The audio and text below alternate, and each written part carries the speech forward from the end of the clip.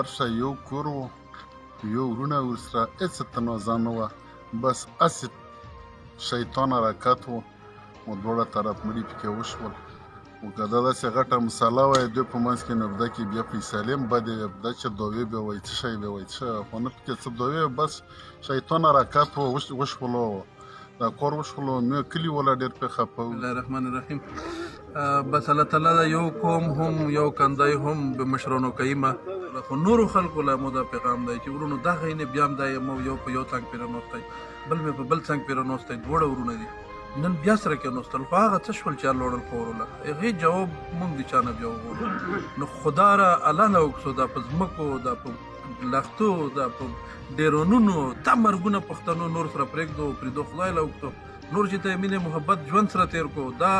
بیا جوړې وشي خو تاسې هغه زلمي یا ځوانان په باندې میندې کونډې شي ماشومان یتیمان شي هغو له بیا هېڅوک جواب نشي ورکولی چې چې ته لاړ شي نو بس دا تقریبات ته نه جوړو خو کوم دی الله رب العالمین نور دغه مړیو نه بس بچ کې موږ ډېر مړي وکړ کومې دیرېله چې څه مړي پکې شمار نو جوت یې موږ په ګولو مړه دي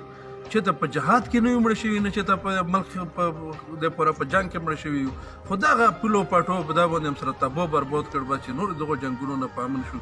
الله رب العالمین دا نور د قومونو او وطنونو دغو دشمنانو بچ کړي ډېره مهرباني. هیڅ قسم لا پیسې نه چارته ډیمانډ کړی نه چا غوښتي دي او نه چا راویر کړي دي باقي دا کم